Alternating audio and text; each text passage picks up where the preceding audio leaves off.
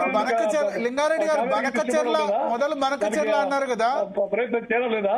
మొదలు బనకచెర్ల అన్నారు కదా, మళ్ళీ ఇప్పుడు నల్లమల సాగర్ ఎందుకు బనకచెర్ల అన్నారు కదా, మళ్ళీ ఇప్పుడు నల్లమల సాగర్ అని ఎందుకు కట్టినారు లింగారెడ్డి గారు? అది రివర్స్ చేసాలండి. అది బనకచెర్ల అనేది పేపర్ మీద అది ఇంకా ఆలోచన దశలోనే ఉంది. దానికంటే ముందే పోలవరం నల్లమల సాగర్ పెట్టే మనకి అక్కడ నుంచి బనకచెర్ల తీసుకొని పోవచ్చు, సోమశిల తీసుకొని పోవచ్చు, మొత్తం ఎక్కడికైనా తీసుకొని పోవచ్చు. బుల్లాపల్లి దగ్గర రిజర్వాయర్ కడితే అక్కడ నుంచి ఎక్కడికైనా తీసుకోవచ్చు కాబట్టి ఆ ప్రాజెక్ట్ ఖర్చు ఎక్కువ అవుతుంది, టైం ఎక్కువ పడుతుంది. కాబట్టి దాన్ని రివైజ్ చేసేటువంటి ఆలోచనలో ఉంది అన్నమాట. నేను చెప్తాను కాటసాని గారు, వైసీపీ స్టాండ్ ఏంటి బనకచెర్ల గాని నల్లమల సాగర్ మీద? నల్లమల సాగర్ ఏంది కొత్తగా మేము పేరేంటన్నా మాకు ఇంతవరకు బనకచెర్ల దగ్గర 3 ఇప్పుడు ఎస్ఆర్బిసికి తెలుగు గంగకు ఈ తెలుగు గంగకు మనకు వెలుగొడుకు పోయేది చూసినాం తప్ప ఈ నల్లమల సాగర్ అనేది కొత్తగా పేరేంటన్నా ఏం పేరు వినలేదు దాన్ని. ఇంకా పేరు వినడం ఆల్రెడీ ఎజెండాలో మొన్న చర్చ కూడా జరిగింది. ఇరు రాష్ట్రాల ముఖ్యమంత్రులు ఇప్పుడు దాని గురించి సిడబ్ల్యూసీకి కూడా ప్రపోజల్ పంపించారు.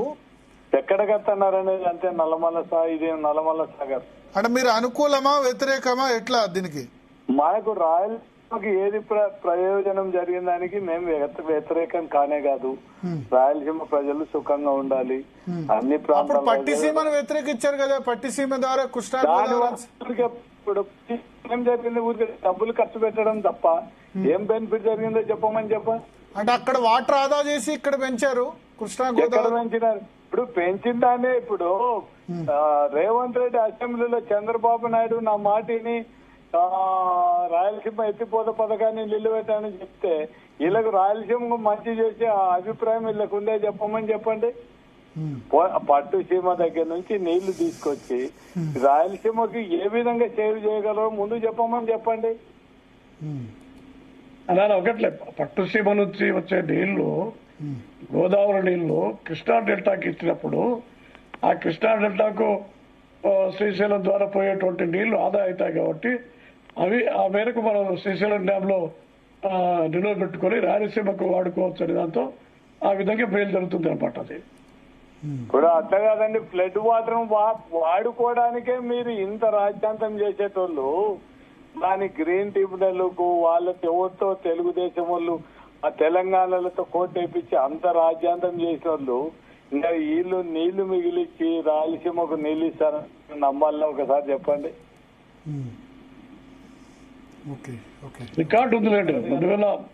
2020 సంవత్సరం మధ్యలోనే గ్రీన్ ట్రిబ్యునల్ ఇచ్చింది, రికార్డు ఉంది. కానీ ఇప్పుడు కాటసాని గారు ఒక మాట, ఇప్పుడు కేసీఆర్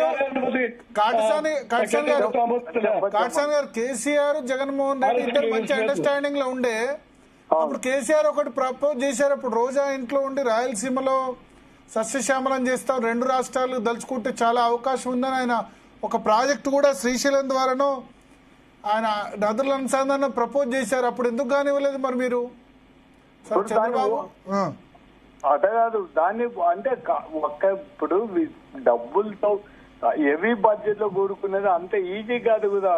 స్టేట్ ఫైనాన్స్ బడ్జెట్ ఈ డబ్బులు ఎట్లా తీసుకురావాలి, ఏం కథ, అంత వేల కోట్లు ఎక్కువ కావాలన్నప్పుడు దాని గురించి అందరి మాట 2 ఇది వైబుల్టా కాదా, ఇది ఎంతవరకు సక్సెస్ చేసేది అనేది దాని మీద కొద్దిగా డీటెయిల్ గా స్టడీ చేయాలి కదా. స్టడీ చేసిన తర్వాత దాన్ని బట్టి ఎస్ ఓకే అందులేక ఆ రాష్ట్రంలో ఎలక్షన్ జరిగా ఆడ టీఆర్ఎస్ పై ఇక్కడ ఈ ఆంధ్రప్రదేశ్ జరిగితే మేము 5 సంవత్సరాలు సమయం ఉండే కదా, పూర్తి 4.5 సంవత్సరాలు సమయం ఉండే.